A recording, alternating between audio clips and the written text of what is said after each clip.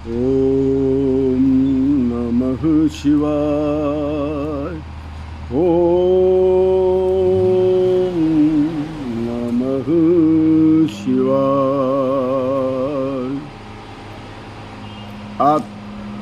आप सभी लोगों को अयोध्या से श्री योगी प्रमोद जी महाराज जी का सादर प्रणाम। जय जय सिया राम। आज श्री शिव महापुराण जी की कथा के क्रम में मैं आप सभी लोगों को शिव महापुराण जी का विद्वेश्वर संहिता के 7वें अध्याय का आज कथा का निरूपण कर रहे हैं। इस अध्याय में, इस 7वें अध्याय में कुल 38 श्लोक हैं।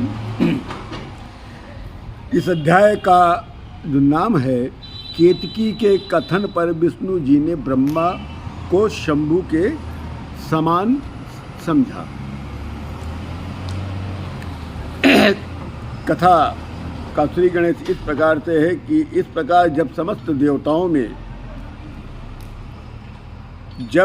देवताओं ने भगवान सदाशिव को दर्शन हेतु याद किया तो उनके नेत्रों से संतोष के आंसू छलछला उठे।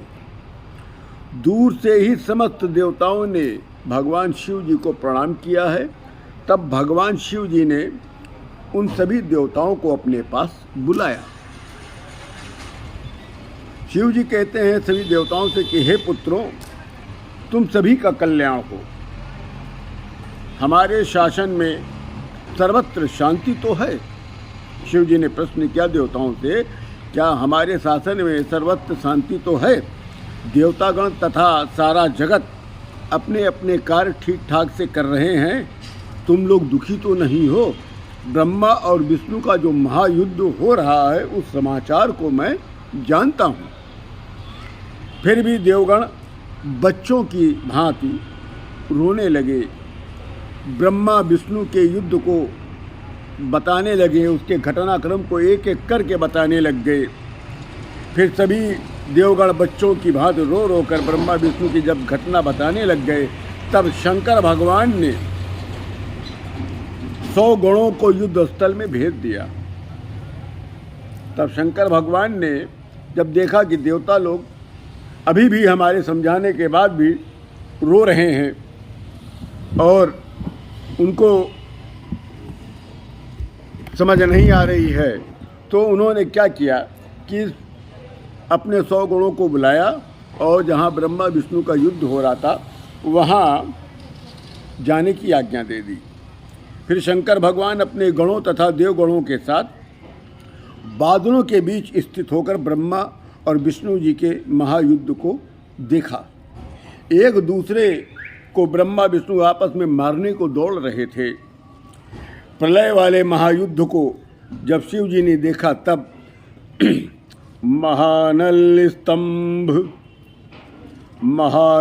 स्तंभ विभीषणा कृतिर्बभूव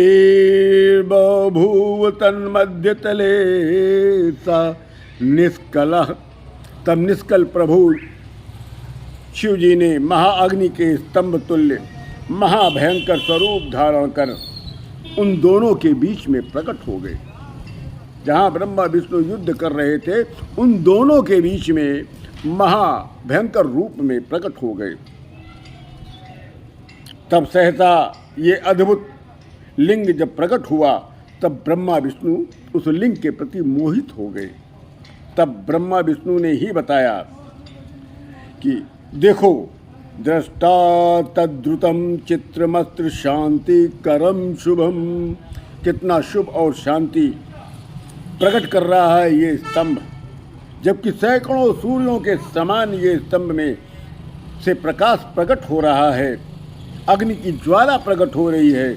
फिर भी ये स्तंभ हम लोगों को शुभ होने का अनुभव करा रहा है, मन और हृदय में शांति प्रदान कर रहा है।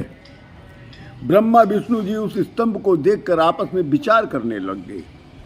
जब उस स्तंभ रूप शिवलिंग को देखा तो दोनों विचार करने लग गए कि ये पदार्थ क्या है और इस युद्ध के समय ही क्यों प्रकट हुआ।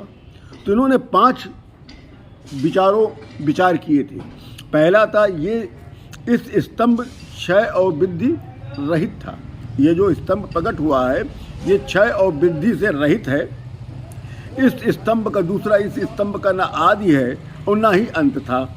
तीसरा, इस स्तंभ का प्रादुर्भाव प्रथम बार युद्ध के समय क्यों हुआ। चौथा, ये प्रादुर्भाव सृष्टि के आरंभ में उसके कर्ता तथा पाता अर्थात ब्रह्मा विष्णु के समक्ष ही क्यों प्रकट हुआ। पांचवा, ये स्तंभ करोड़ों सूर्यों अग्नियों के साथ महाअग्नि इंद्रियातीत अग्नि के ज्वालाओं के साथ प्रकट हुआ, तब भी ये शांति और शीतलता और ज्ञान को प्रकट कर अनुभव करा रहा है। विष्णु जब इन सब बातों पर विचार करने लग गए तो उनको इस स्तंभ लिंग से 4 बातों पर फिर पुनः विचार किया।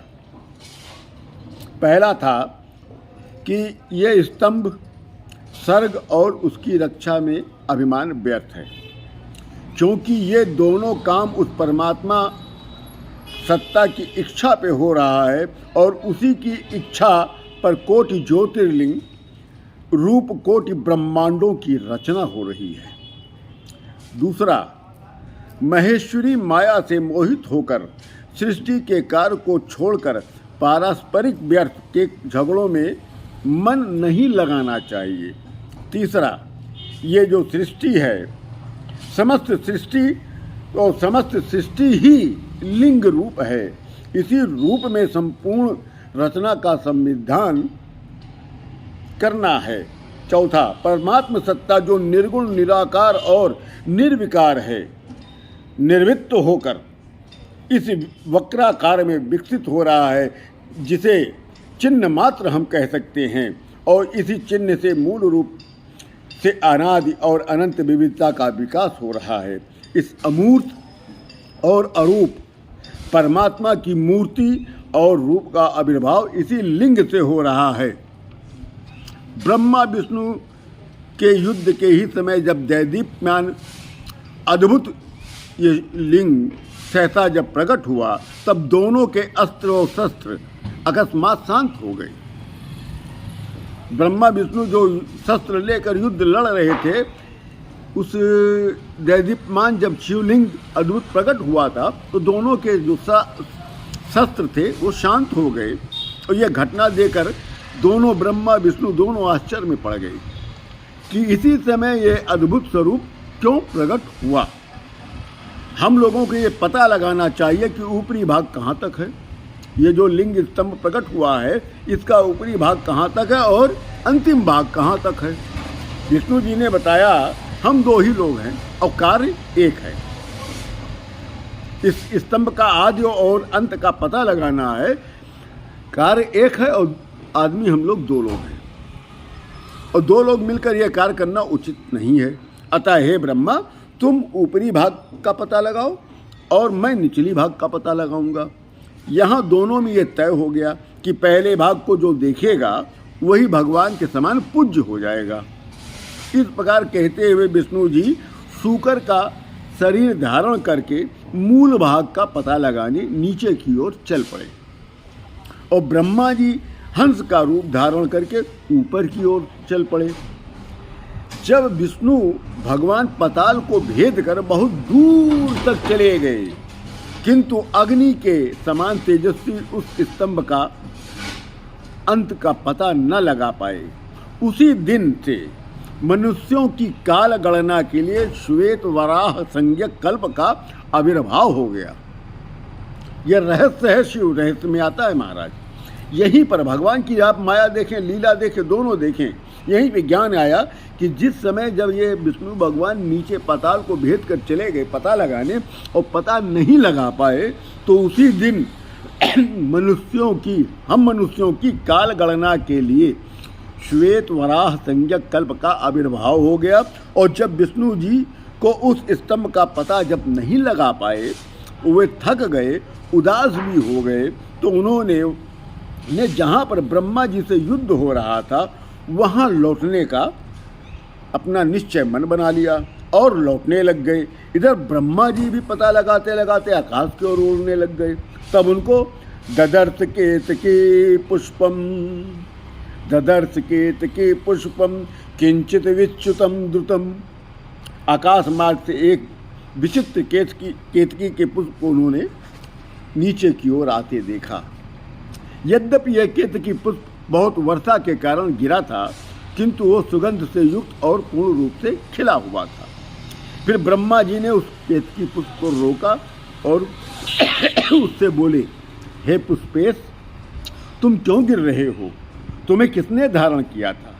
तब केतकी पुष्प ने कहा, हे महात्मा, मैं सबके आदिभूत इस स्तंभ के मध्य भाग से बहुत दिनों से गिरता हुआ नीचे आ रहा हूँ, किंतु आज तक इसका अंत नहीं मिला और नीचे गिरता ही जा रहा हूँ।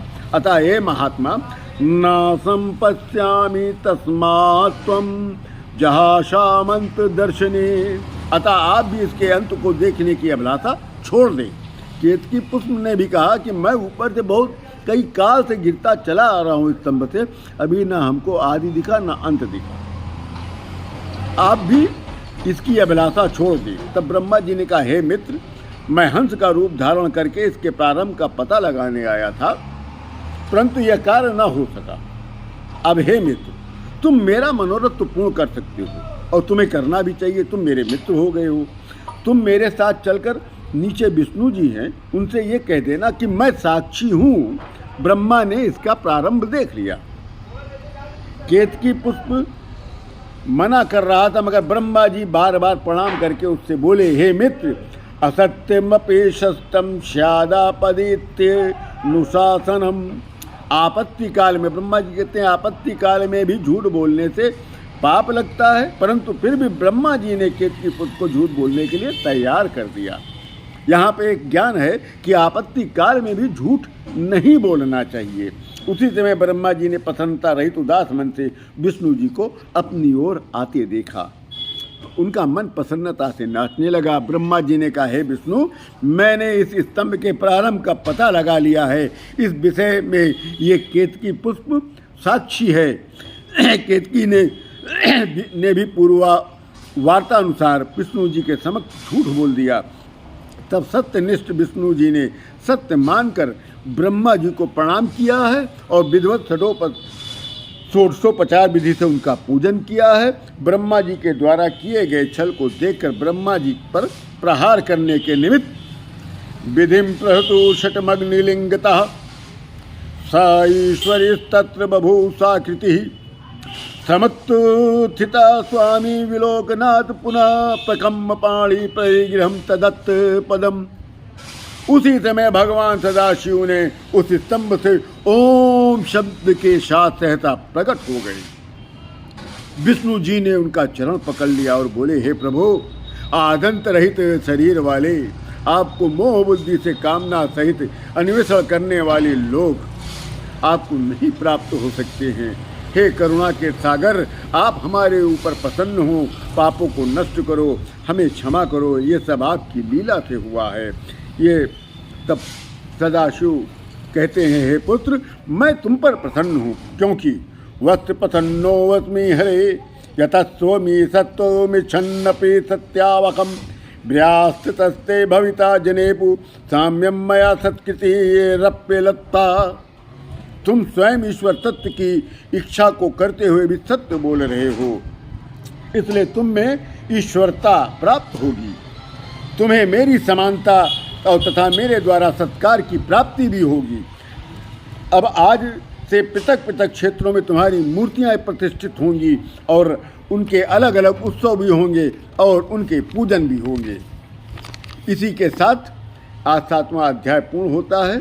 हम आप सभी लोगों को पुनः सब्सक्राइब करने के लिए फिर एक बार पुनः निवेदन करते हैं। वैसे आपकी इच्छा सब्सक्राइब करें या न करें, क्योंकि शंकर भगवान जब चाहेंगे तभी आप सब्सक्राइब भी कर पाएंगे। अगर सब शंकर भगवान की कृपा आप चाहते हैं तो इस चैनल को आप अवश्य सब्सक्राइब कर देंगे। ओम नमः शिवाय। जय जय सिया राम।